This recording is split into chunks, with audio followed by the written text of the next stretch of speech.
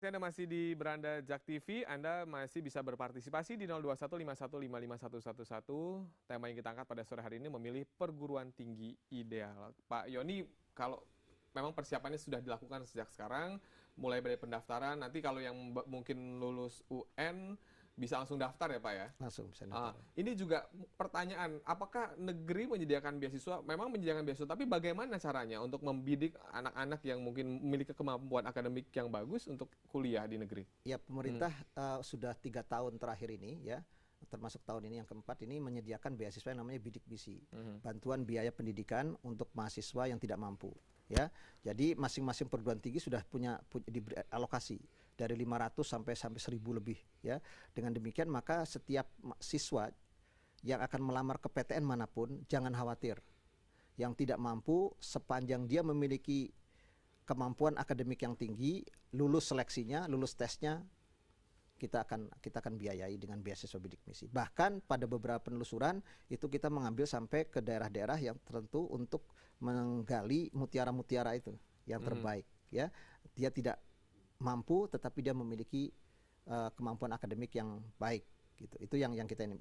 Ada bidik misi ini baik melalui jalur yang nasional SNPTN, SBMPTN maupun jalur mandiri yang diselenggarakan oleh PTN masing-masing. Ya, banyak masyarakat juga yang memilih mungkin kuliah akhirnya memilih D1, D3 atau S1. Bagaimana pendapat saya ke Pak Rektor dulu nih Pak?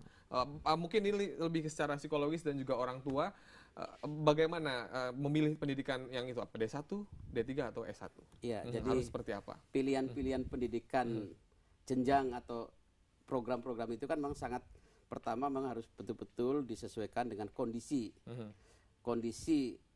orang tua dan kondisi calon mahasiswa.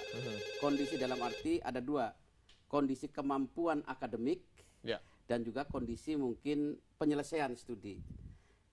Artinya kalau memang dia ingin cepat selesai, itu mungkin banyak pilihan-pilihan ke program diploma, yaitu program vokasi kata Prof. Yoni tadi, supaya dia program vokasi kan program yang memang siap dirancang untuk bekerja, siap untuk berusaha sendiri. Nah, tapi program-program akademik memang melalui jalur akademik, yaitu program S1 yang mungkin jenjang dan waktu kuliahnya kan sampai 4 tahun atau mungkin ada 3 tahun setengah. Nah, ini harus diperhitungkan matang betul gitu. Dan itu juga nggak masalah karena nanti setelah program D1 selesai atau D2, D3 bisa juga melanjutkan program S1 ya, itu.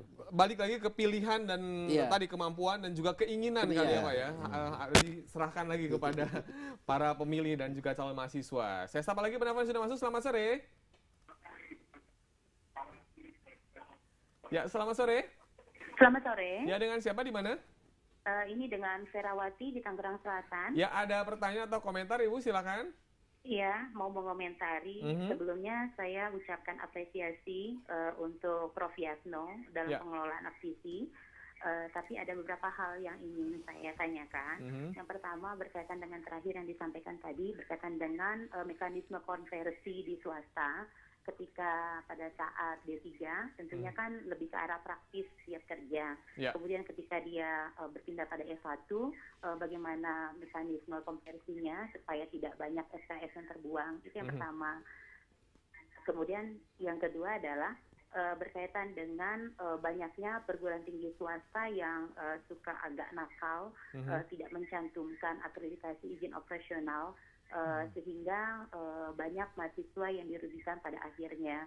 Bagaimana solusi yang bisa ditawarkan oleh Prof. Yatno dalam hal ini? Ya, baik. Terima kasih atas komentarnya. Terima kasih Ibu Vera di Tangerang. Gimana Prof?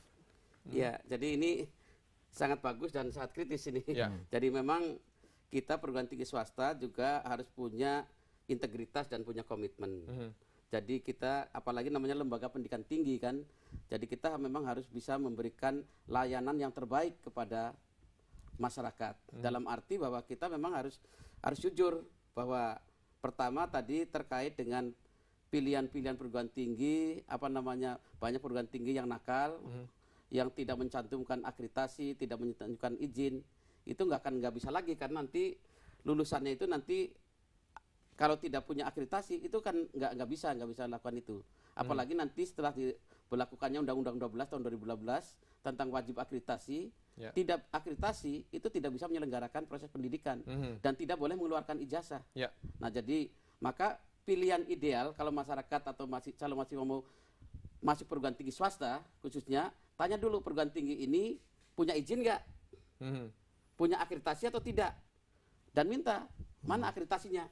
Karena badan akreditasi mengeluarkan sertifikat akreditasi.